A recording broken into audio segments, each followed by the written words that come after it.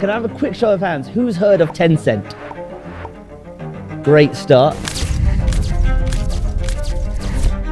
If you look at the world's most valuable companies, you won't be surprised to find the likes of Apple, Microsoft, and Google.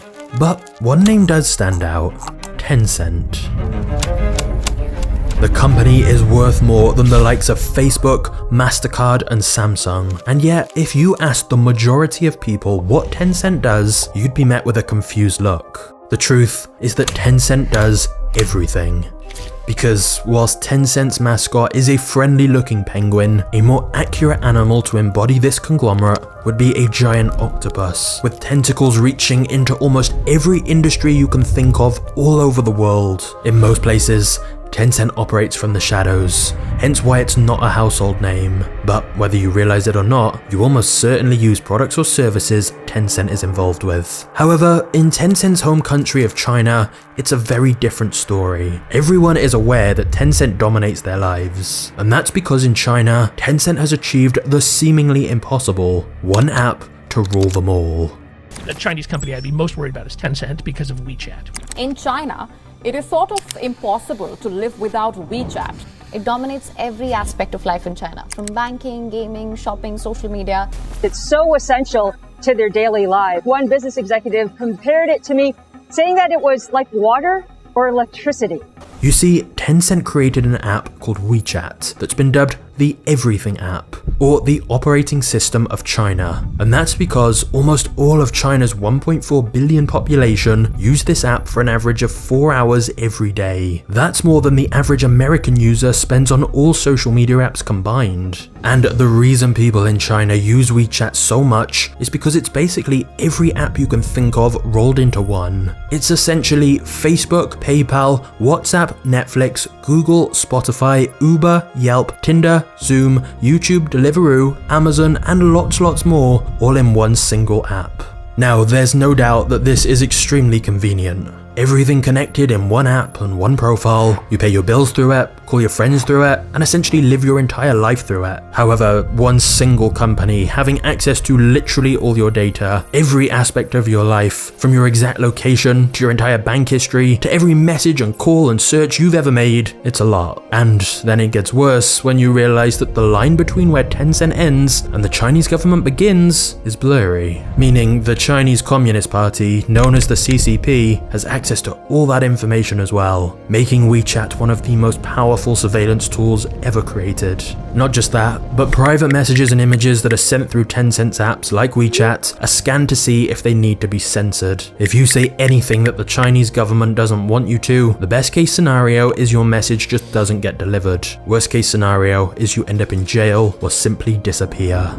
For example, one citizen literally just made a light-hearted joke to some friends about a government official and soon found himself jailed for a text. And it almost seems like the CCP wants people to be aware of this in order to prevent them even trying to say anything they don't like in the first place. Because the Chinese government has even openly confirmed that it can access deleted WeChat conversations as well without permission from the user or courts. Now, of course, as we know from Snowden's leaks, countries surveilling their citizens with technology is certainly not just something that happens in China. However, China has definitely taken it to new levels. Amnesty International is an organization focused on human rights and carried out a report of how messaging apps handle their data, and they concluded the worst offender by far was Tencent, the only company to literally score 0 out of 100 for its treatment of data. This is because of massive problems about transparency and what they do with data, where it ends up, and not even denying that it gives the CCP a backdoor to access all encrypted messages. Now, of course, pretty much all Chinese companies have to have some ties to the CCP in order to be allowed to succeed. But Tencent is unique because it has been allowed to monopolize entire industries in China and use brutal tactics to wipe out competitors without any interference from regulators. But in exchange for that freedom, some would say as a result, they've been turned into a weapon for the Chinese government. It's estimated the CCP has thousands of members inside Tencent, including party officials on the Tencent executive board who can influence decisions. For example, during the initial COVID outbreak, the Chinese government used WeChat for population control, assigning color codes to determine whether people were healthy and what they were eligible for, like if they were allowed to leave their homes or not. Another example is ordering Tencent to change their games to conform to Communist Party values, as well as making Tencent add facial recognition to their games so kids can only play them for a max of 90 minutes per day. But before you think this doesn't affect you, think again. The vision of Tencent is to connect people and connect everything. You see, once Tencent built their monopoly in China, they began expanding abroad and essentially went on one of the biggest shopping sprees in history. They've invested heavily in companies like Reddit, Tesla, Discord, Spotify, Snapchat, and Universal Music. And those are just a couple of the many hundreds of companies outside of China that Tencent are now involved with. They are also the largest gaming company in the world, with revenue significantly higher than any competitor. This is particularly crazy when you consider that gaming is just one of countless different industries Tencent operates in, and yet their gaming division alone is bigger than the entire company of Nintendo or EA. And the reason Tencent is so dominant in gaming is because they own 100% of Riot Games, creator of League of Legends, 40% of Epic Games, creator of Fortnite, not to mention stakes in Ubisoft, Activision Blizzard, and so many more of the world's most popular games. The same is true in other industries. For example, Tencent's payment division is nearly as big as PayPal's entire business, and it's reported WeChat Pay generates over 1 billion payment transactions per day, more than Visa and MasterCard combined. They've also got Tencent Music, they're huge in esports, and are even now involved in making Hollywood movies like Men in Black. I think if you look at Tencent Music, the company makes about 400 million, 500 million in profit. In other words, it's hard to fully grasp just how large Tencent is. But it's only recently that the West has started to realize the influence Tencent, and thus China, actually have. One small example was how Blizzard, the World of Warcraft studio partially owned by Tencent, banned a gamer who endorsed the pro-democracy movement in Hong Kong. In other words, China seemed to be using Tencent as a weapon to influence decisions outside of China. This caused many people to ask, how is this one Chinese company seemingly now dictating what people in the US are allowed to say? The same was true with the NBA. You see, Tencent Video has a deal with the NBA to stream their matches, but in 2019, Daryl Morey, manager of the Houston Rockets, tweeted, "Fight for freedom, stand with Hong Kong." In response, Tencent said they would not be streaming any Rockets matches in future. So, soon after this, the manager was forced to delete his support for Hong Kong, backtrack on his stance, and apologized for his inappropriate tweets. Players then came out stating that they love China. Yeah, we apologize. We love China. We love, playing there. So, whilst in recent years some have started to wonder if China could use Tencent to influence things abroad, the answer seems to be that they already are. Multiple governments from the US to India have now called WeChat a security threat, and others have suggested it's a monitoring weapon in your pocket.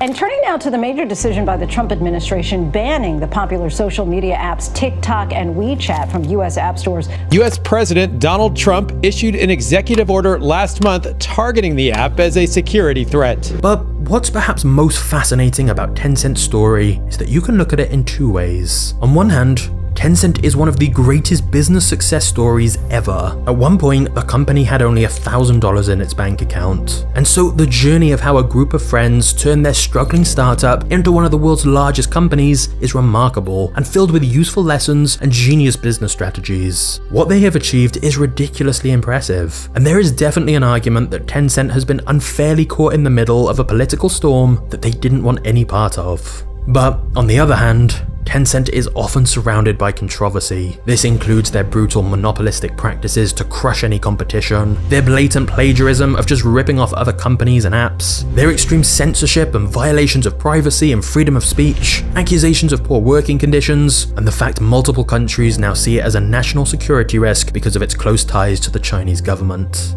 But I do want to be clear, to just dismiss Tencent as a puppet of the CCP is unfair. In fact, right now, the Chinese government is actively hurting Tencent's business, and is responsible for wiping hundreds of billions of dollars off Tencent's valuation, which of course just raises even more questions. Why would the CCP be damaging one of its most useful assets? As you can see, the Tencent story has a lot of different pieces to it. There is both good and bad, and several plot twists along the way. Honestly, I've covered lots of different business stories, but Tencent is one of the most fascinating. In this video, we're going on a journey through Tencent's insane history to find out the truth behind this gigantic business empire, a company that influences so much and yet is so rarely discussed. How did they get here? What are they planning next? And what does it mean for all of us? So buckle up, because I assure you, the story of Tencent is going to be a wild ride.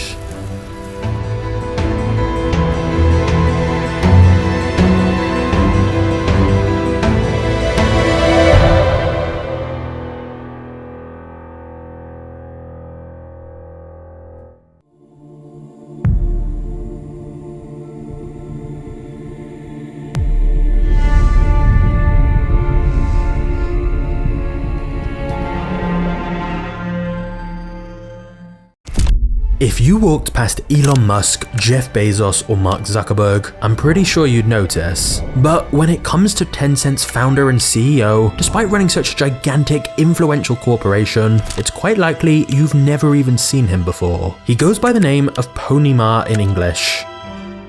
Our next guest is the founder and CEO of Tencent, Pony Ma. However, this is his actual Chinese name. But since in English his surname translates to horse, he goes by the name Pony as a bit of a joke. The fact we don't usually hear much about Pony Ma or know much of his story is mostly by design. Tencent tries to walk the tightrope of keeping both China and the rest of the world happy, and since that's very difficult to balance, he opts to not speak out publicly much at all. It's better to just say nothing rather than cause controversy and headlines. The other reason we know so little about Pony is that unlike his arch nemesis Jack Ma, the founder of China's other dominant company, Alibaba, Pony is introverted and simply doesn't like being in the spotlight. And this has always been the case. Growing up, Pony Ma was a quiet kid who mostly went unnoticed throughout his school years. The only time he did get much attention was when he hacked into his university's computers and got a reputation as a great coder. In fact, for his university thesis, he created a software program that could help forecast stock price movements. And this software was so useful that at age 22, he sold the program to the company he was interning at for a price of about 3 times his annual salary. By the time Pony graduated from college, the internet was in its very early stages, and whilst of course it was very primitive back then, Pony was excited by its potential and began thinking of business ideas to try and capitalize on this exciting new internet technology. However, although Pony was undeniably a very talented and hardworking programmer, the beginning of his future business empire did not come from some revolutionary idea that Pony himself created. You see, it's time for the first uncomfortable truth about Tencent. The business was started by just ripping off someone else's idea, and as we'll soon see, that has remained a fundamental part of Tencent's business strategy ever since. But it all began when one day Pony was browsing online and stumbled across something called ICQ, an internet chat platform that at the time was pretty groundbreaking. It was basically the first mass-adopted instant messaging system on the internet, letting any two people online have a private conversation in real time. So in 1998, Pony and his Tencent co-founders, which was 3 of his friends from school, launched their own duplicate chat service that was more catered to the Chinese market. Now, admittedly, it was a common practice in China to just clone popular Western services. For example, Baidu copied Google,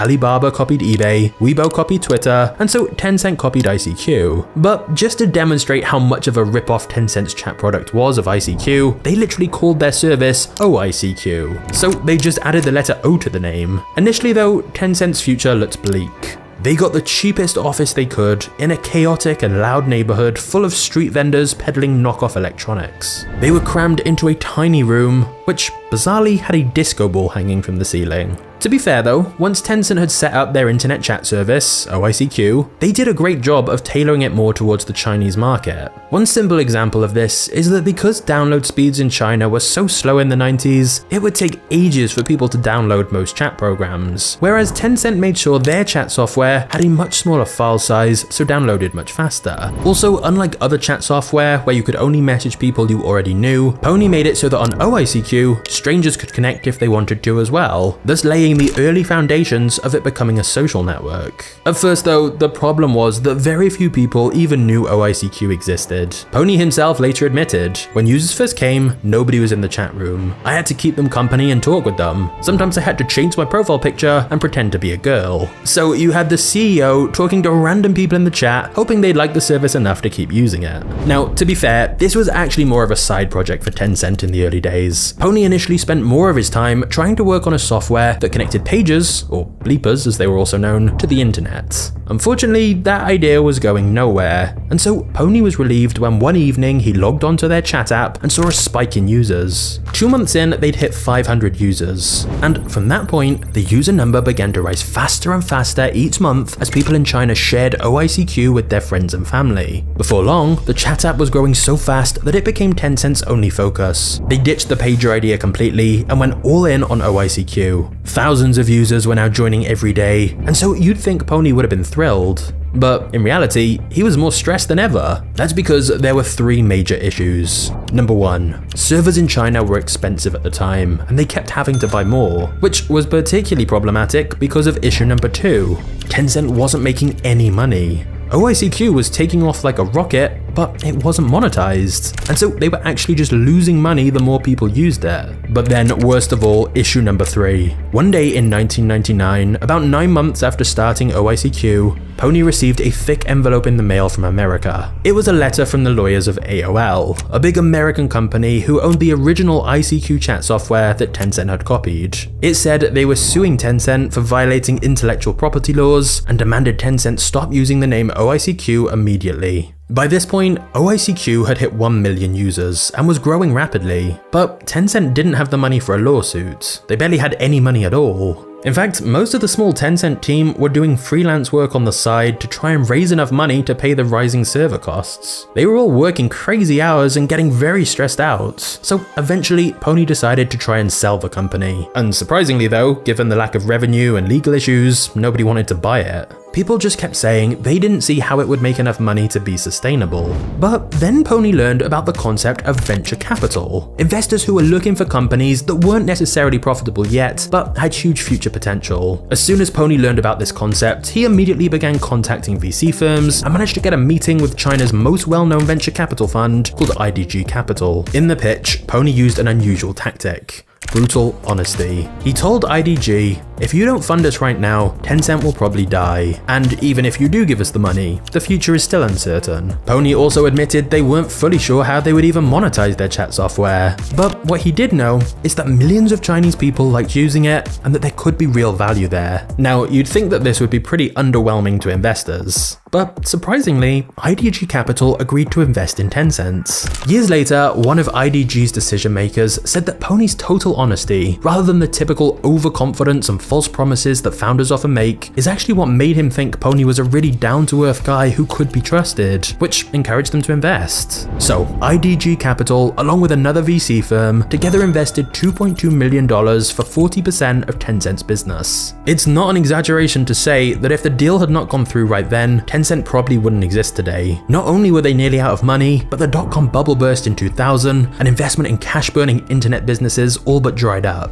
Luckily for Tencent though, they'd got the money just in time, and so could continue operating. There was still the lawsuit threat from AOL to deal with though, and so Pony was forced to shut down the OICQ domain names and rebrand their chat app as something else. Eventually, Pony decided to rename it as simply QQ. So, their legal trouble was sorted, they had enough investment to carry on running, and their user number continued to grow at an insane rate. After hitting 1 million users in year 1, they reached 50 million in year 2, as more and more people in China shared the software with other people so they could chat.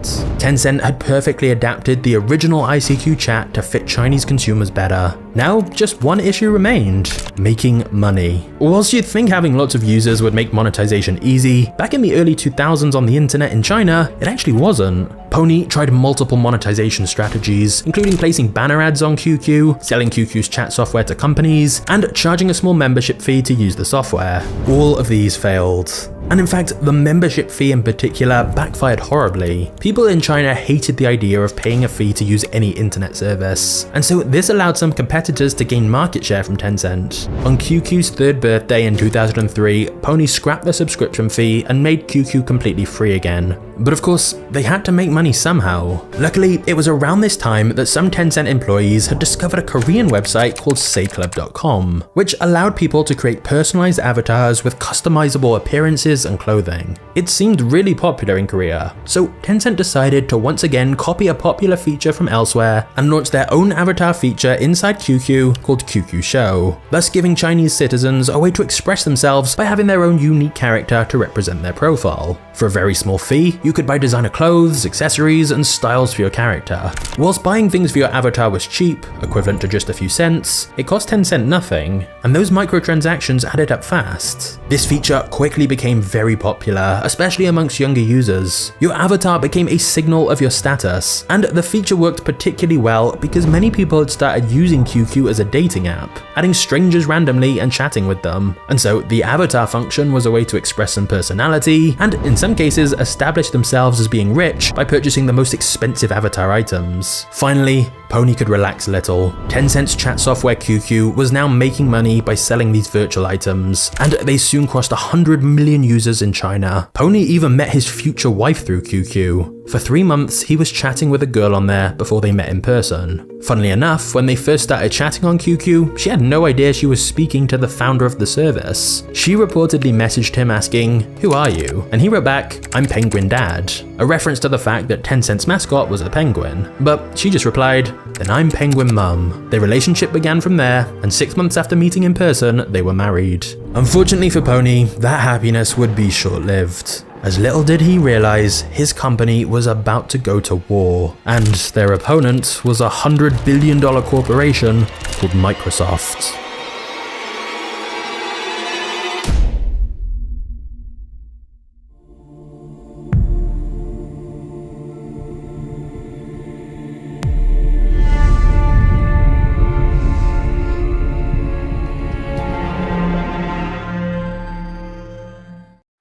In 2004, a chat service called MSN entered the Chinese market as a direct competitor to Tencent's QQ. MSN was run by Microsoft, which was terrifying for Tencent, as Microsoft had such vast wealth and resources. And Microsoft had decided to double down on its efforts in China, given it was such a massive market. And since their chat service was much more professional and streamlined than QQ, MSN quickly attracted businesses and students. QQ seemed more like a casual chat application, but less of a serious communication tool. On the other hand, MSN was becoming more widely used in offices in China, and thus it was quickly eating into QQ's market share. Tencent really just had one big advantage over Microsoft though. MSN's decision making was much slower because of their bureaucratic corporate hierarchy, where every big decision had to be signed off by their American headquarters. For example, it was actually MSN's China team who suggested the idea that users should be able to still receive messages even while offline and be able to see them when they came back. But the suggestion never went anywhere. Meanwhile, Tencent managed to incorporate the same feature in just a couple of weeks, and it proved to be hugely popular. And so even though Tencent had grown into a fairly big company by this point, they still acted more like a scrappy startup.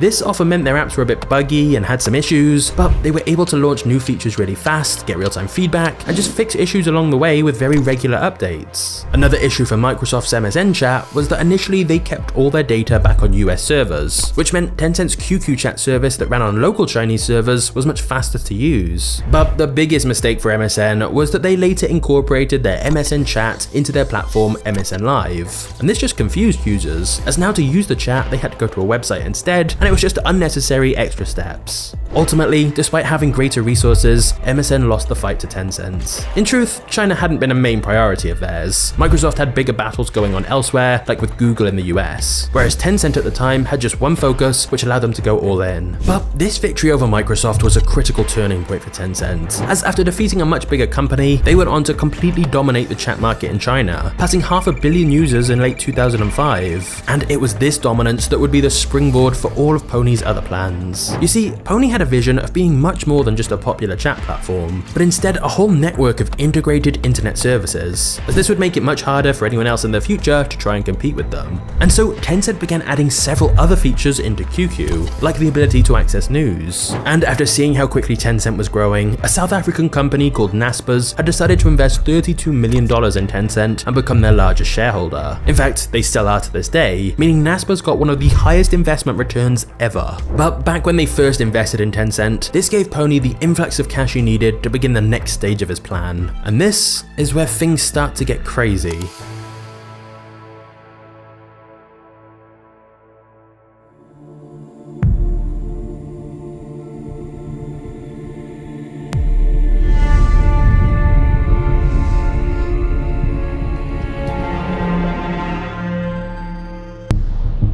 Tencent had realized that a lot of people used QQ whilst playing games, as people would chat with their friends whilst they were all playing. So Tencent decided the next logical place for them to expand was into both acquiring and building games of their own. Since they already had such an active user base, within just a year of integrating games into QQ, Tencent had added another $50 million in annual revenue. Now, Tencent's quick expansion into the gaming market was aided massively by the fact they were a Chinese company. As you may know, the internet in China is restricted by the Great Firewall, which stops people within China accessing many websites the Chinese government don't want them to, including the likes of Facebook and YouTube. And that's largely because it wants to censor what its citizens can see, but it's also because it wants to promote local Chinese companies instead. And as a result, in many industries, China has a policy where foreign companies have to partner with a local Chinese company to be able to sell their products or services in China. And so this meant Tencent could simply team up with makers of successful games in other countries and then adapt and distribute their game to the Chinese market. These licensing deals allowed Tencent to make a lot of money quickly without even having to produce any games themselves. They could just partner with makers of popular games in other countries, bring their game to the Chinese market, and promote them to their massive QQ user base. Since international companies were reliant on finding a Chinese partner if they wanted to enter the Chinese market, Tencent knew they had a lot of leverage and an unfair advantage in negotiations. If game makers wanted to bring their game to China's gigantic population, they needed a Chinese partner, and who better than Tencent given their huge user base? One example of Tencent's power is illustrated by an anecdote from the American video game developer Zynga when they were trying to agree a deal with Tencent. An ex-Zynga employee said, "Negotiations go on for months and months, and then by the time you get to the red line stage in the contract, all of a sudden at the last minute, they change everything. It's a business tactic they use to wear down their partner."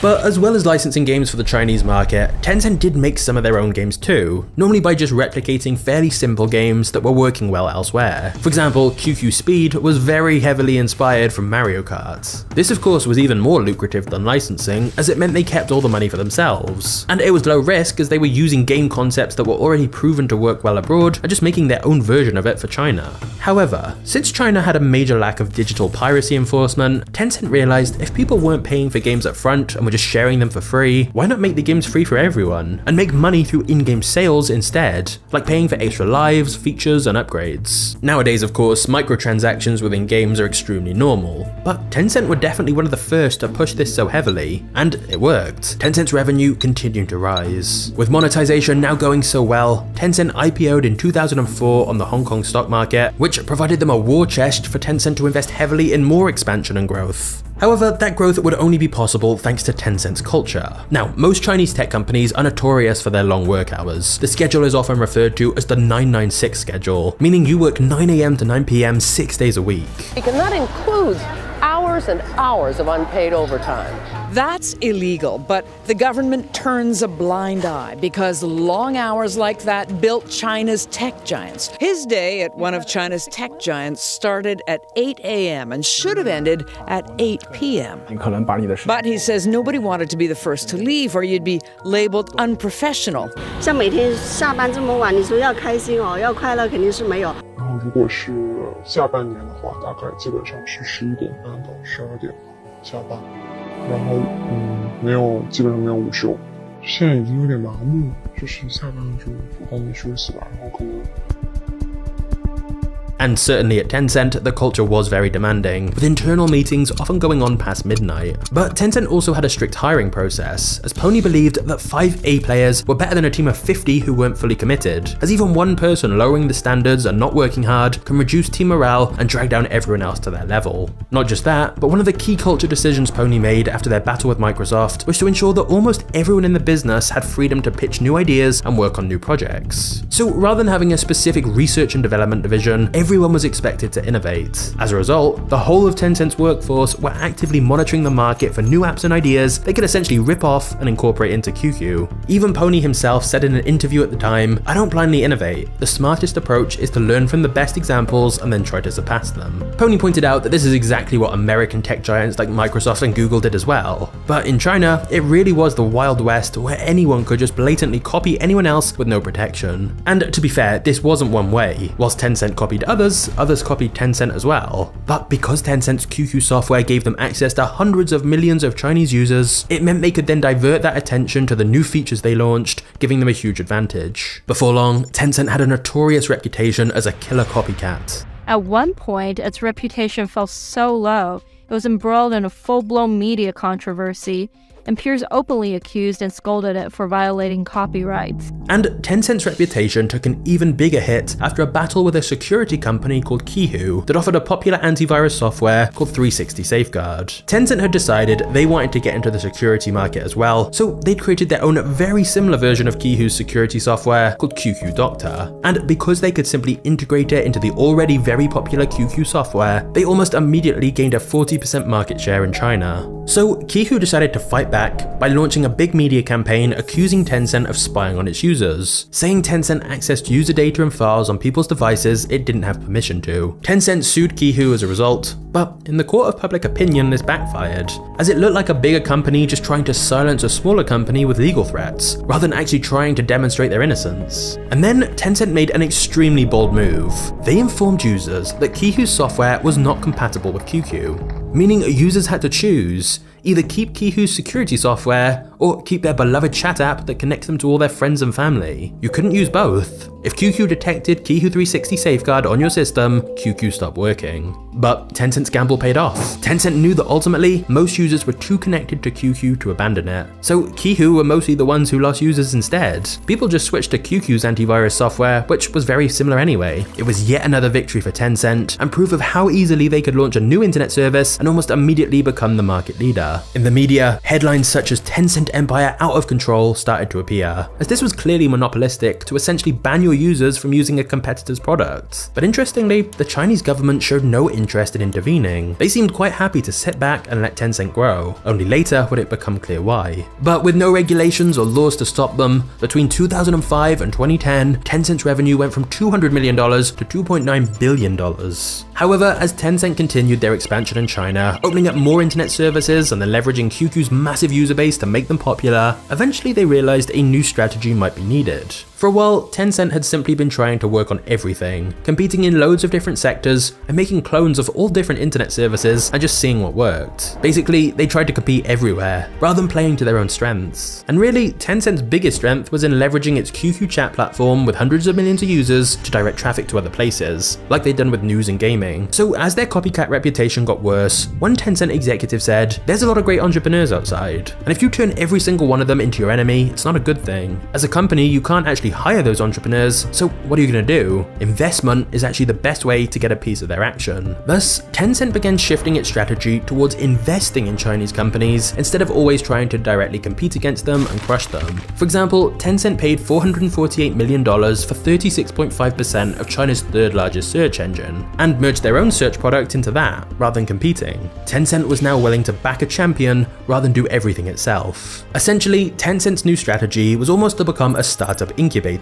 It would invest in businesses and take some of their equity, and then build an ecosystem of connected companies that it could help grow using its existing user base and infrastructure. Another example was when Tencent combined with China's second largest online retailer, JD.com. Tencent had no real expertise in e-commerce themselves, and so they figured it made sense to just back one of the most prominent companies in the industry in exchange for equity, and then leverage their own internet traffic, experience, and capital to help the company they backed succeed. As a result, Tencent became a kingmaker. As support from Tencent could help ensure a company was successful, and from Tencent's perspective, it meant they massively reduced operational complexity as they weren't doing literally everything themselves anymore. Before long, Tencent was one of China's biggest investment companies, and QQ was now much more than a chat software. It was a portal to many other internet services that Tencent had either created or invested in, and thus, QQ seemed unstoppable. But interestingly, the one app that would eventually surpass QQ was also created by Tencent.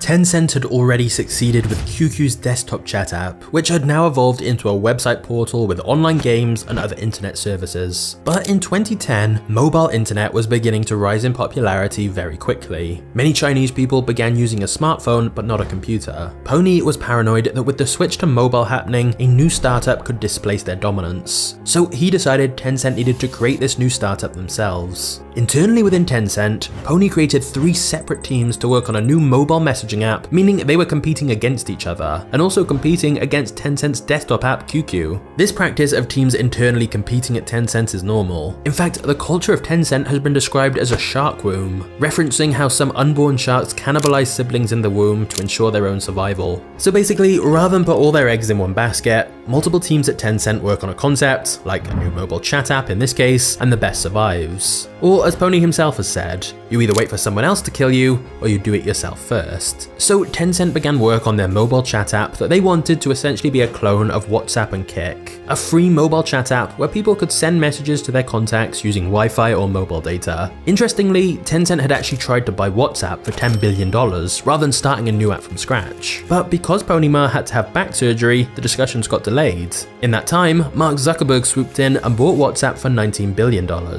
And some think the possibility of Tencent buying WhatsApp prompted Zuckerberg to close the deal so quickly. Either way, after the WhatsApp deal fell through, Tencent decided to pursue their own chat apps instead, and in January 2011, they launched WeChat. Although in China, it has the name Weixin. Unlike QQ, which had been developed for desktops, WeChat was specifically made for mobile. Despite this, the app was not a massive hit right away, but it did start to gain traction in China when Tencent added a feature called Push to Talk, which allowed people to easily record a voice note, and it would convert what you said into a text message. This was immediately a very popular feature, but once again, it was copied from someone else, an app called TalkBox. You see, at first, Tencent had offered to buy TalkBox, but whilst negotiations were ongoing, Tencent just replicated TalkBox's app within WeChat by themselves, and inevitably beat TalkBox with their superior resources. In later years, companies in China would learn that an offer from Tencent was actually an offer you couldn't refuse. You either lose your company by selling to them, or lose your company by them copying and crushing you. At least if you sell your company, you make some money.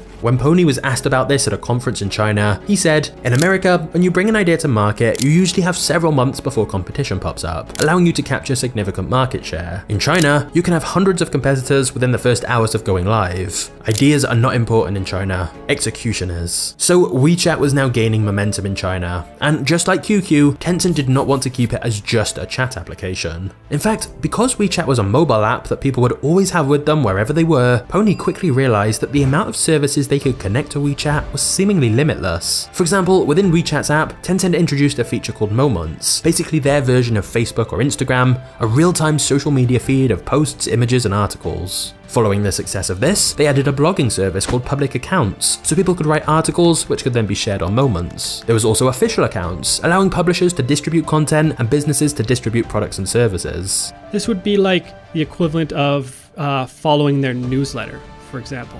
But nobody in China really uses emails very much, so they're more likely to use WeChat to follow brands that they're interested in.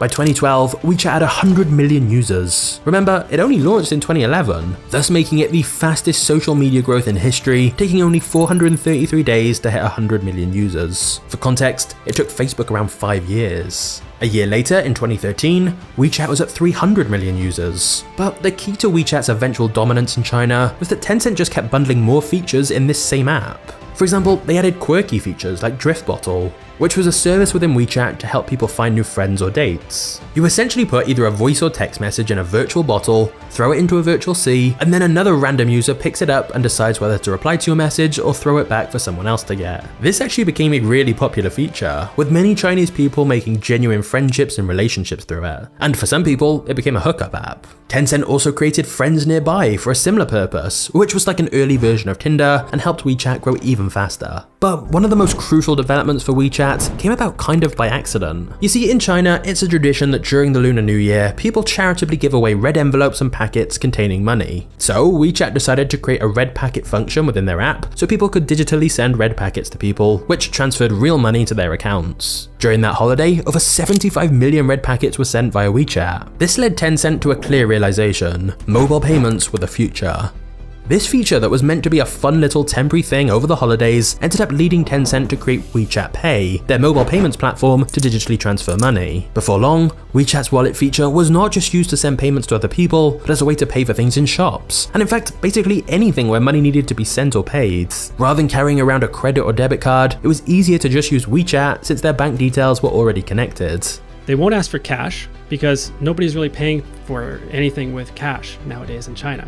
In fact, even if you give them cash, they might not actually be able to accept it. Once again, this may seem like an obvious feature today, but back in 2013 when it launched in China, this mobile payment function was an incredible feature, and hence helped WeChat become even more popular. And as more people in China started predominantly using smartphones, eventually WeChat surpassed QQ. Even though they were both started as chat services run by Tencent, WeChat was definitely better for mobile, and mobile was becoming much more widely used in China. By 2015, WeChat crossed 500 million users. Of course, whilst the app name hasn't changed, chatting is now just a tiny fraction of what WeChat does. Which leads us to the most crucial feature of all for WeChat, the feature that turned it into the super app it is today that dominates the lives of almost everyone in China. In January 2017, WeChat launched a feature called mini programs that allows users to access tens of thousands of other apps within WeChat's own app, completely bypassing the need for an app store. So for example, instead of you having to download a separate app for every single restaurant, hotel, or shop you go to, they'd all just have a mini program within WeChat. This not only allowed WeChat to connect itself to people's offline lives as well as online, but it helped cement WeChat as the everything app.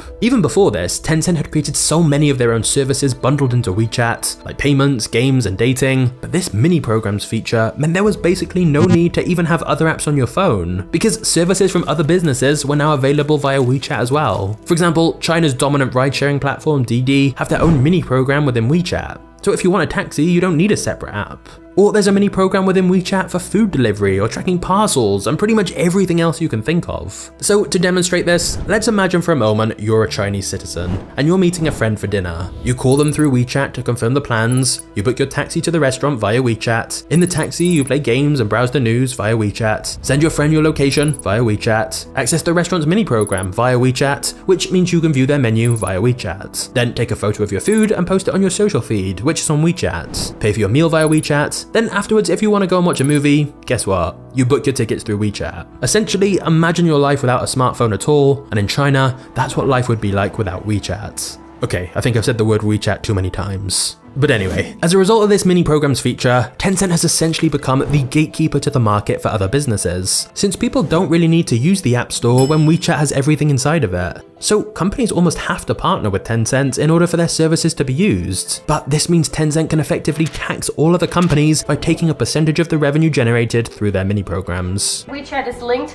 to other companies, so you go through WeChat to another app or website and then you buy through there, but you pay with your WeChat. Now, what's interesting is that an all-in-one everything app like this has been suggested outside of China as well. In fact, even quite recently, Elon Musk talked about X, a super app similar to WeChat. If you're in China, it's basically, you kind of live on WeChat, it does everything. And we don't have anything like that outside of China. Such an app would be really useful. But it was quickly shut down. We have enough concerns about big tech and social media without one single company controlling everything. But now you can see why Tencent has become a money machine. Because unlike many of the big tech giants in the West, such as Facebook and Google, Tencent doesn't need to rely so heavily on advertising revenue. In fact, some Tencent staff joke about how Facebook's business model is very primitive. There's a quote from a Tencent employee saying, "When you have 1 billion users, the last thing you should be thinking about is how do I sell them a ton of ads. What you should be thinking of instead is how to ensure you keep these users happy so you don't drive them away because you're annoying the hell out of them." And that's what's notable about WeChat. It has kept a pretty clean interface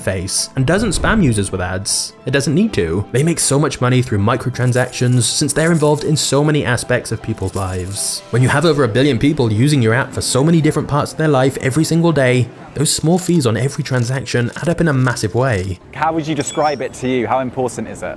Half of my life. Basically, everybody there uses it. At least everybody I know that is age 70 or younger in China uses WeChat. Basically, the app can help you with all aspects of life, literally, in China. However, given that WeChat dominates people's lives in China, you may wonder why it's not so popular outside of China. Whilst we don't have confirmation of exactly how many people use it outside of China, estimates suggest possibly up to around 100 million, which is decent, but it's a tiny fraction compared to the well over 1 billion people inside of China who use WeChat. And most of the people who use WeChat outside of China are Chinese expats living abroad or people needing to connect with others who are in China. So, if WeChat is so useful in China, why didn't the rest of the world adopt it? Why doesn't Tencent expand more in other countries? Well, this is where things get dark. The simple answer is that the same reason Tencent's apps are so big in China is precisely the reason they're not so big anywhere else. It's time to look at Tencent's complicated relationship with the Chinese government.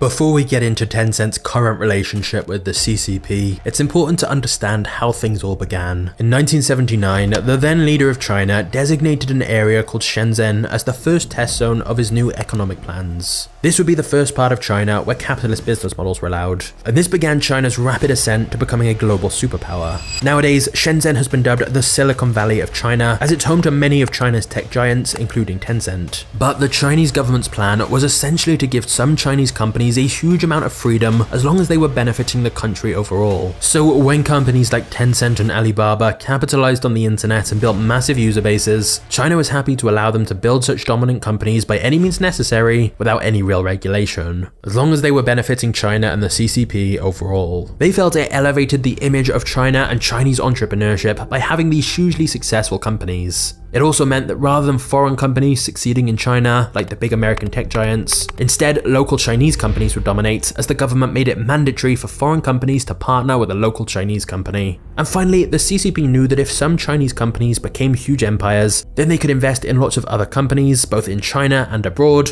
thus by proxy allowing China to have a lot of influence on the world and control the narrative they want. So basically, for the Chinese government, Tencent was an appealing prospect. Having access to so much data was great for government surveillance and censorship, and understanding the psyche of its citizens. Physicians who were on the front lines, who were warning about the pandemic even before it had a name, had their communications censored. WeChat routinely blocks accounts for discussing issues like the pandemic or human rights abuses in Xinjiang. They went to my father and threatened him. Wow. And said that if your daughter doesn't stop talking about human rights, we are going to persecute your family like in the Cultural Revolution. After their accounts are blocked, users say that the police come in to question them. 这是说白了，这是集中营。这个时候就通过监控来指定，抓什么样的人。很多人他不知道为什么被抓，不知道把他送到哪里，不知道什么时候放出来。The problem is the app is so crucial for existence in China that users cannot even give it up.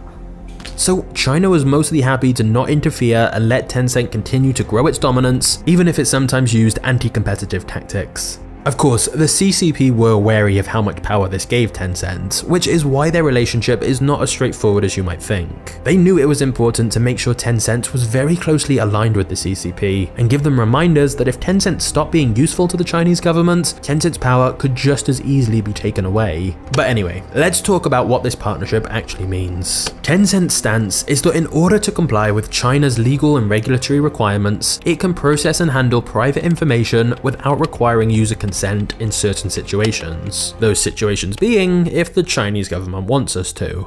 The CCP reportedly have a direct line to the desks of Tencent product managers and are able to order deletions whenever they want, or monitor specific accounts and specific phrases in both public and private posts. One particularly intimidating policy change in 2017 was that group admins on WeChat were made personally liable for whatever was said on group chats they run. Many simply deleted their groups as a result. Tencent also feeds data to China's social credit scoring system, which can affect what citizens can do. All that information they have, like payment history, real-time location, who you're associated with, can allow the government to create an incredibly detailed picture of who you are, what you buy, and how you behave, thus allowing the government to give you a score of how trustworthy you are as a citizen. They're constantly monitored by facial recognition cameras that are able to instantly put a face to a name.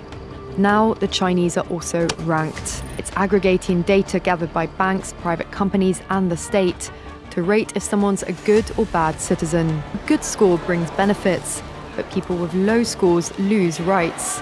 The cinema names and shames people considered untrustworthy, plastering their details, even their addresses, across big screens. Among them is this journalist Liu Hu. He got a little too close to uncovering corruption among high-profile party members. He was blacklisted. He only realized when he tried to buy a train ticket and was told he was banned from traveling.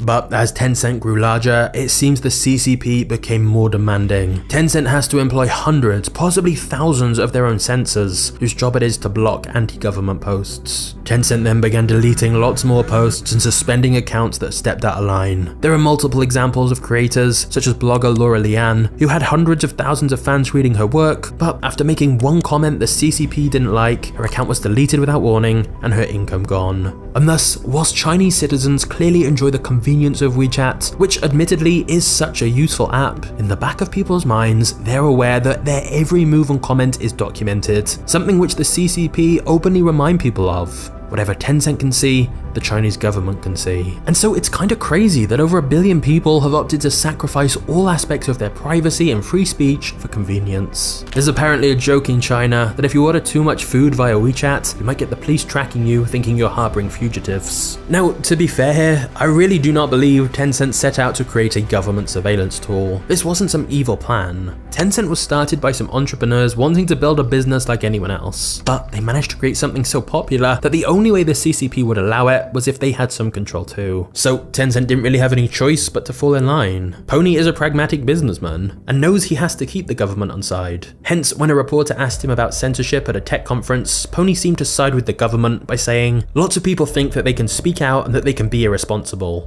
I think that's wrong." Now, to be fair, we have no idea how Pony really feels, but he knows what would happen if he spoke out against the CCP in any way. And the reality is that China's laws require all companies to hand over data if requested. In fact, it's reported that many companies in China have a special office at their headquarters called the Internet Security Police Room, where Chinese public security forces can intervene in company operations or track certain users. Which brings us back to the question, why isn't WeChat as popular outside of China? It's not like Tencent didn't try at all. They do have an English version of their app and even ran big marketing campaigns like this advert with Messi to try and promote WeChat to the world. WeChat, the new way to connect. Download it now for free. Free voice and text messages. We love, we share, WeChat. However, one of the most fundamental reasons for its limited international appeal is clearly because of this surveillance and censorship. Research from Citizen Lab found that the Chinese government does monitor and censor confidential information sent via Tencent's apps, even from users outside of China. For example, I saw a story where one person in a private group chat had sent some news about pro-democracy protests in Hong Kong and was confused when nobody else in the group responded. She only later found out nobody else could even see her messages, as her private messages had been censored without her knowing it. Any taboo issues like mentions of Tiananmen Square or Tibet are censored on Tencent apps, regardless of if you're in China or not.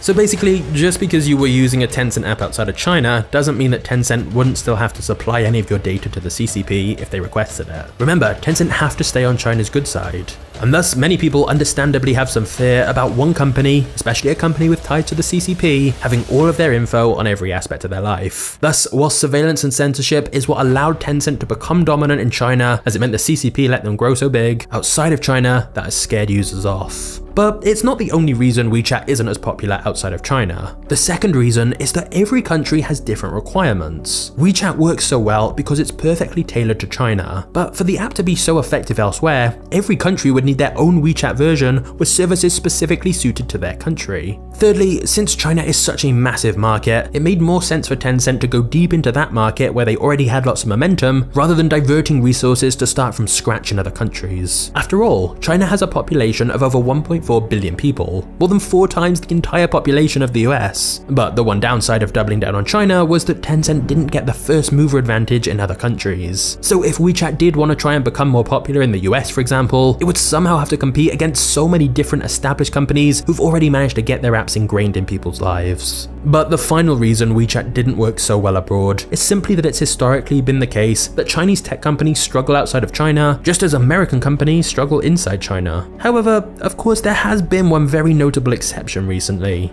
TikTok. A Chinese app which truly has managed to go global, and this leads us to one of Tencent's most fascinating battles.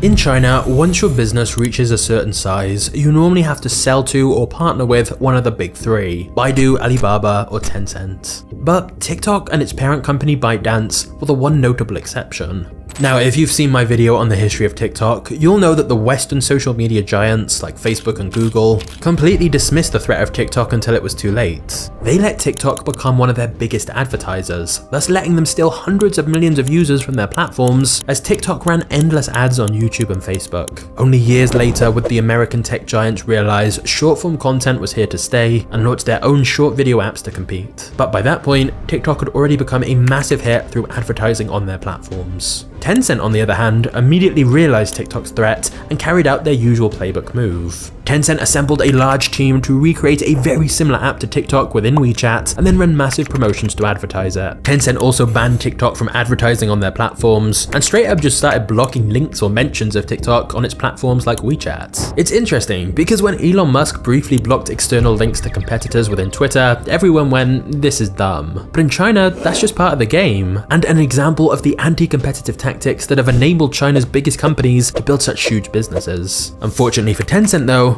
for once, this tactic didn't work. TikTok's biggest strength was its machine learning algorithm that very accurately showed users the content that would keep them on the platform longer. And thus, once people were hooked on TikTok's algorithm that already knew their preferences and was perfectly tailored to them, there was little incentive to switch to Tencent's copycat version and start over with an algorithm that didn't yet know their preferences so well. So TikTok's first mover advantage always gave them the edge. Things actually got heated between Tencent's founder Pony Ma and ByteDance's founder Zhang Yiming, because Zhang posted a screenshot of TikTok being the #1 most downloaded app in the world, and underneath criticized Tencent for making an almost clone version of TikTok and for banning TikTok within WeChat. Pony felt this public criticism was unfair, given this was a common practice in China, and he bluntly responded, "Your words can be regarded as slander." The heated public spat captivated China, as both CEOs were normally so mild-mannered and reserved, but it was clear no love was lost in this bitter rivalry. However, seeing TikTok succeed globally on such a huge scale, something which Tencent's own apps like WeChat have never managed to do, was definitely tough for Pony to take. But wait, hold on a second.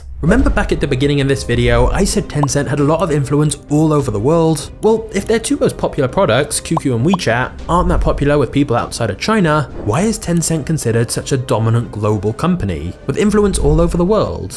To answer that, it's time for us to look at Tencent's genius bigger picture strategy for world domination.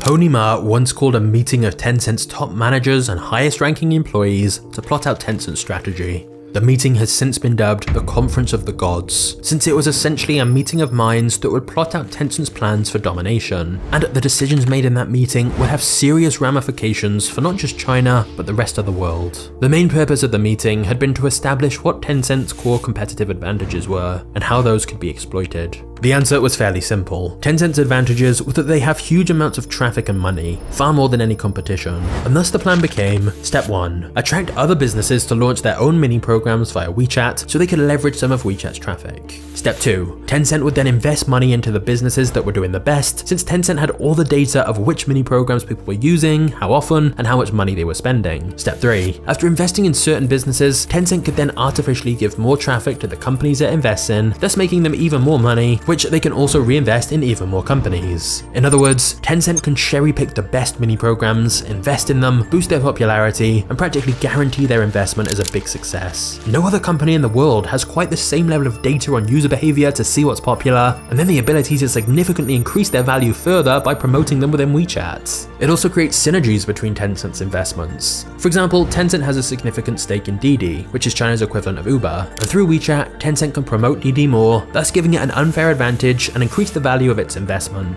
But not just that, because Didi uses WeChat Pay, Tencent also takes transaction fees on every payment. It did the same thing after investing in the Chinese e-commerce company JD. Once Tencent owned part of the business, they massively increased JD's visibility within their apps to drive more sales. Of course, all of this was insanely lucrative for Tencent. But then came the next part of the plan, using some of the money it generates from its cash cows in China to invest in companies abroad, thus letting Tencent diversify away from China. This is is particularly important for Tencent, because if their entire empire is only based in China, they are totally at the mercy of the Chinese government. So Tencent has acquired or invested in many hundreds of companies outside of China in all different industries, thus building a huge international portfolio. For example, Tencent became one of the largest shareholders of Tesla. Tencent also bought parts of Reddit and Discord. This did prompt some backlash and concerns, as some argue that if Tencent has access to a company's data, so does the CCP, and that through Tencent they can subtly influence decisions in these international companies and thus ultimately influence Western culture. Since the Chinese government can use the apps for surveillance in China, that same could be done to users in the US. It sounds extreme, but it's not unrealistic. Just look at the NBA example from earlier, where the coach backtracked on his comments and apologized after threats from Tencent and China. But to be fair here, Tencent do mostly seem to stay out of the way of the international companies they invest in, and just take an equity percentage and then not get too involved. Or at least, they haven't yet. As a result of this hands-off approach though, some accuse Tencent of basically abandoning innovation and now just essentially becoming a gigantic investment fund, funneling money from its apps in China into promising companies in other countries rather than creating much that's new or original itself. And they don't even really try and build their brand that much internationally. @Tencent on Twitter is actually suspended because someone had been holding the Twitter handle with a bio saying, "Daddy Tencent, come and buy my account." Basically, they were expecting Tencent to come and buy the @Tencent Twitter handle off them, but Tencent didn't bother. Building their brand internationally isn't a big priority for them. They're happy to just quietly invest abroad. Now, one of their most lucrative investments has been in gaming. The gaming industry is estimated to have generated $176 billion of revenue in 2021, almost 5 times the box office of the movie industry. And Tencent are essentially the biggest players in the market. Now, of course, even from the relatively early days of Tencent, they'd been experimenting with games themselves, especially mobile games. In fact, their game Honor of Kings is so popular in China that there's a black market where people pay for others to play the game for them to improve their ranking. As just like everything else in China, it's connected to WeChat. So some people pay better players to improve their game stats, as it's a bit of a social and status symbol. However, most of Tencent's original games were overly tailored to the Chinese market, often featuring Chinese propaganda to appease the CCP. And so it quickly became clear to Tencent that rather than trying to promote their own games abroad, it made sense to find games with potential and just give them loads of money to help them grow quickly, and take a percentage of their company. As a result, Tencent is invested in studios that make some of the biggest global titles, such as League of Legends, Fortnite, World of Warcraft, Clash of Clans, PlayerUnknown's Battlegrounds, and the mobile version of Call of Duty. They also partnered with Roblox to bring their games to the Chinese market. But 2 of Tencent's most important investments were buying 100% of Riot Games and 40% of Epic Games, one of the world's most valuable startups. This not only gave them a stake in some of the most played games on the entire planet, but also investment in Epic Games' Unreal game engine, which has been described as the world's most advanced real-time 3D creation tool, and is used for all kinds of different projects. Whilst Tencent's investments in international game studios have been extremely lucrative, it's also brought some unwanted attention to the company. Many fans noticed that after Tencent acquired some of these popular games, there seemed to be more upgrades and unlockable content within the game that required additional payment. And some blamed this on Tencent being greedy, as they were clearly pushing for more microtransactions like is the norm in China. Another issue arose after acquiring Riot Games, as Tencent wanted to turn their most popular title, League of Legends, into a mobile game to make even more money from it. But the game developers didn't want to do this. That was never their vision of what the game should be, and since it was their game, they thought that was the end of the discussion. But they later found out Tencent had gone behind their back and made a rip-off of their game, which is where Honor of Kings came from. One Riot Games employee said, "We were stunned. They were blatantly ripping off our intellectual property." To add insult to injury, Tencent even used notable League of Legends players to promote their new game, which caused many people to assume Riot Games was actively involved with this new game, even though they weren't. To be fair to Tencent, they were right that a mobile version would be popular. By the end of 2017, Honor of Kings, the League of Legends inspired game, was the most popular mobile game in China. It was also in 2017 that Tencent overtook Facebook to become the 5th largest public company in the world. Their cash cow apps in China were more dominant than ever, and their international investments were paying off massively, thus extending Tencent's influence all across the planet. And it has to be said that nowadays, Tencent are truly great at finding ways to monetize. For example, Tencent's video platform, essentially their version of Netflix, now inserts extra ads into movies and TV series that weren't there in the original, such as adding extra billboards and signs in the background. Tencent's cloud hosting business has also become very profitable. Just like Amazon Web Services that started off to host their own services, but then began selling selling it as a service to others. Plus, as if Tencent weren't already dominant enough, the outbreak of COVID was actually great for Tencent's revenue. People were at home on their phones more than ever, which meant using their services and playing their games more. Tencent generated $86 billion in 2021 alone, and $35 billion of net profit, making them one of the most profitable companies. And so you may think that would be the end of the story, that Tencent would be unstoppable. Many shareholders clearly thought so, as Tencent's market cap was approaching $1 trillion US. But in 2020, suddenly Tencent began to face a lot more scrutiny. Quite suddenly, Donald Trump began threatening to ban WeChat and other Chinese apps. President Trump is making good on his threat to crack down on two popular Chinese-owned social media apps. He's signed executive orders banning TikTok and WeChat from operating in the US. On the grounds that the Chinese Communist Party could use them to steal users' private data, censor anything critical of China, and help spread misinformation. Of course, there were definitely strong political motivations for this attack on Chinese apps and the subsequent executive order to ban them in the US. But even now with the Biden administration, there are continued investigations into these Chinese apps and whether they are a national security risk that should be banned. And thus, as one of China's biggest companies, Tencent was thrust into the international spotlight more than it would like. It may have taken a while, but it seemed people were finally realizing the influence that Tencent, and thus China, actually had.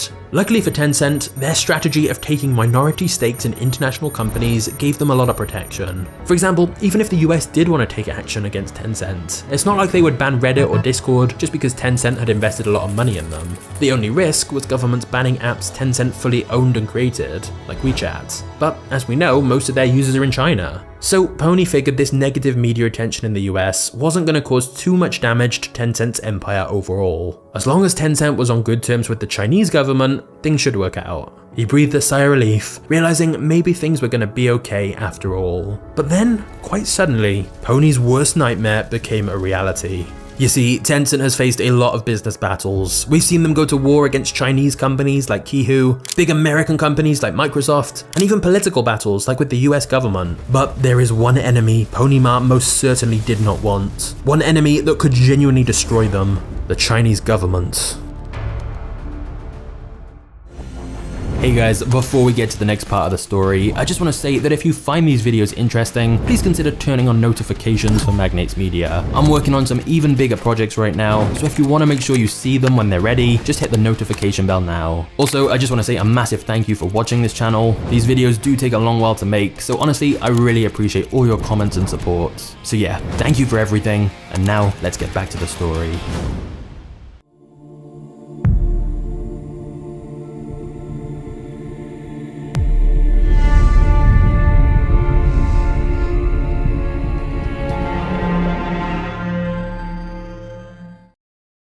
In 2018, rumors of a change in government policy began to spread, and then one day, Chinese regulators suddenly stopped approving all new games from being released. The CCP said it felt kids were becoming addicted to video games, and they were also growing concerned about how violent some games were. One government publication described online games as spiritual opium. And the CCP announced a ban of kids under 18 playing games for more than 3 hours a week. People under age 18 are now allowed just 3 hours of gaming a week. Tencent's stock price immediately started to fall. Later that year, Tencent's profit fell for the first time in over a decade, largely because it couldn't release or monetize new games due to this new government policy. To appease the Chinese government, Tencent had to make big changes. For example, Tencent introduced facial recognition in their games and began using police databases to verify the identities of its users and their ages. That way, it could ensure people weren't playing games unsuitable for their age, and also that they weren't spending too much time playing. Tencent also had to change the nature of some of its games to ensure they aligned with the CCP's values. For example, one of their most popular games, PUBG, previously involved 100 people killing each other until one person is left. But Tencent had to change it completely. They rebranded it as Game for Peace, and the story instead became about patriotic warriors. The violence was removed, and blood was replaced with green liquid. When someone gets shot, instead of dying, the character simply waves back and disappears. The game was filled with banners of nationalist slogans and patriotic propaganda. Basically, the game was completely censored, and as some users pointed out, turned into a pro-government propaganda machine. Whilst most people didn't like it, they had no choice. Tencent had realized that despite their huge power and wealth, they were still completely at the mercy of the Chinese government. And then, things got much worse. In October 2020, Jack Ma's company, the Ant Group, a gigantic fintech company in China, was preparing for its IPO. It was all approved and ready to go, and then Jack Ma gave a big speech where he seemed to publicly speak out against the Chinese government. More specifically, he openly criticized China's traditional finance industry and its regulators. Shortly afterwards, the Ant Group IPO was abruptly cancelled, supposedly by order of the Chinese president himself. Then, Jack's other company, Alibaba, became the subject of an antitrust investigation, with allegations of using anti-competitive monopolistic practices. And then Jack Ma, a guy who was always happy to take the limelight and do speeches and interviews and high-profile events, just suddenly disappeared. All of his planned public appearances were cancelled, and it seemed like he'd been exiled. In fact, some questioned if he was even still alive. Now, it's worth pointing out, Tencent and Alibaba have been rivals for years, directly competing in so many different industries in China as the country's two most dominant conglomerates. So when Jack Ma spoke out and faced immediate punishment, Pony Ma must have thought he'd won. But little did he know, Jack's actions would be the domino that began Tencent's downfall as well.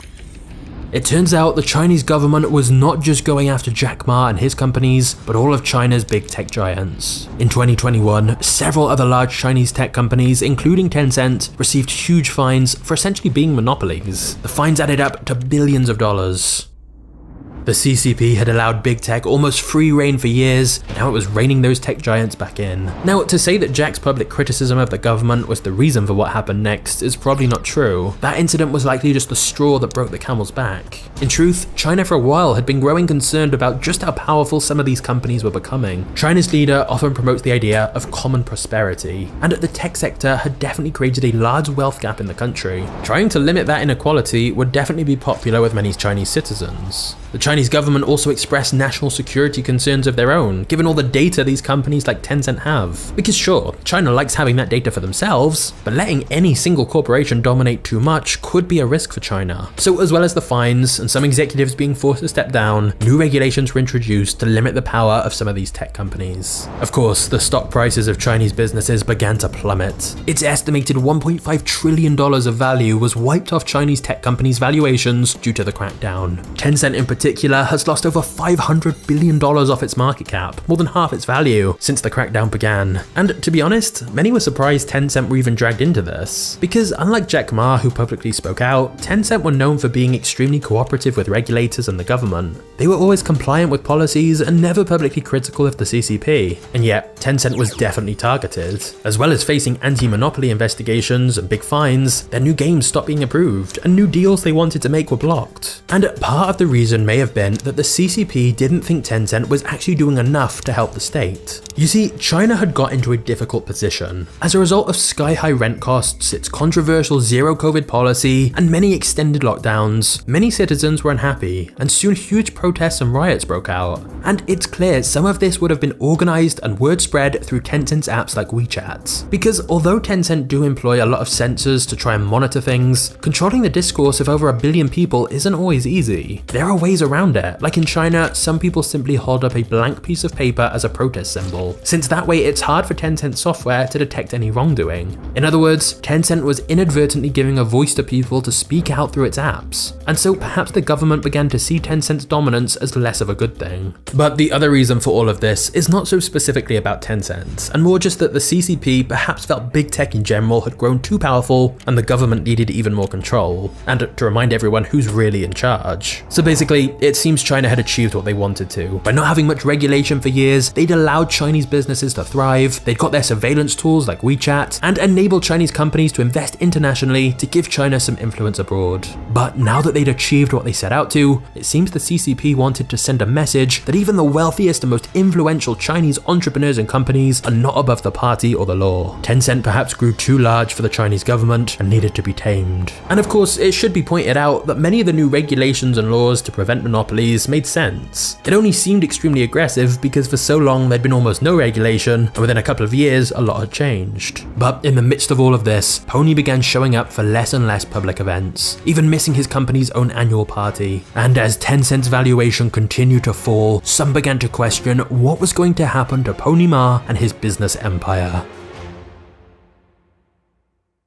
Before we get to the next chapter, did you know that when shopping online, shipping costs are the #1 cause of abandoned carts? So if you sell absolutely anything online yourself, you're gonna want to know about today's sponsor, ShipStation. These days, cheap and fast shipping has become the standard customers expect, and this means it can be hard for smaller e-commerce businesses to compete on shipping prices and delivery times. But that's where ShipStation comes in to save the day. They have the best discounts in the industry, so you'll never have to worry about overpaying for shipping again. For example, you can get up to 84% of USPS and UPS rates. And not only does ShipStation help you lower shipping costs, it easily integrates everywhere you sell online, including Amazon, Etsy, eBay, Shopify, and more, thus giving you one easy dashboard to manage all your orders in one place, saving you time and letting you give your customers a better experience. So keep growing your business all year long with ShipStation. Go to shipstation.com/magnates today and sign up now for your free 60-day trial. That's shipstation.com/magnates to get started now for free.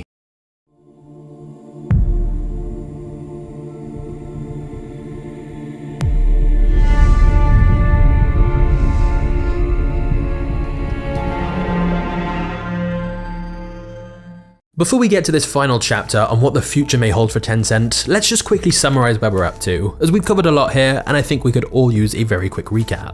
So, Tencent started out by copying a chat software and by tailoring it to the Chinese market. They then turned it into more of a social media platform, just as the era of desktop computing was exploding. Tencent then used their resources to jump on the wave of mobile internet growth and became an essential part of Chinese people's lives by creating WeChat for mobile. They then utilized the insane traffic they were getting from QQ and WeChat to diversify into other more lucrative opportunities like gaming and video. Tencent's approach to rivals was to clone their product or service and then drive vast amounts of traffic to it thanks to QQ and WeChat. If that didn't work, they'd buy out the company instead or buy a large stake in it. And Tencent continually kept reinvesting profits to either clone or buy other services and often swallow them into WeChat. Eventually, Tencent had a whole ecosystem of influential companies, but the reason they were able to often use anti-competitive tactics and expand so rapidly was because of ties to the Chinese government, who used their apps for surveillance and censorship. This limited the appeal of Tencent's apps outside of China, and so they began investing in international companies instead, including many of the biggest game developers and companies such as Reddit and Discord. Tencent became one of the largest companies on the planet, but once China began its crackdown on big tech companies in order to rein them in after they'd become so powerful, Tencent's valuation began to fall. Phew. Okay, so that's where we're at, but what next? Well, the cracks have definitely been showing for Tencent. There have already been layoffs over the last few years, and Pony recently blasted employees for being lazy, saying you're chilling on the weekends, playing ball, and began demanding a lot more from his team in an uncharacteristically aggressive speech. But to be honest, Tencent should be fine. They are still an absolutely massive company worth hundreds of billions of dollars with huge influence still. The crackdowns may have stunted their plans a little, but Tencent is still a very powerful company, WeChat still dominates the lives of people in China, and Tencent will continue investing in companies abroad. Tencent even had some good news within China in September 2022, when for the first time in over 15 months, it got its first new game license approved, a new mobile game called Health Defense. The game was about public health and had very clearly been produced to please the Chinese government. And that is perhaps the one thing that will change. Tencent will have to be even more closely aligned with the CCP to ensure there's no further issues. For example, Tencent was actually one of the major investors in the movie Top Gun Maverick, but they decided to pull out of the project over concerns that the film's themes could anger the Chinese government. Tencent has also partnered with the CCP's propaganda department to help promote their worldview and socialist values. Like, they released a game, Clap for Xi Jinping, a game where you literally just clap for the president to show your appreciation. So basically, it seems clear that Tencent is trying harder than ever to stay in the Chinese government's good books. And I mean, they don't really have a choice. As for what's next for Tencent though, that's a question Pony is almost certainly thinking about often.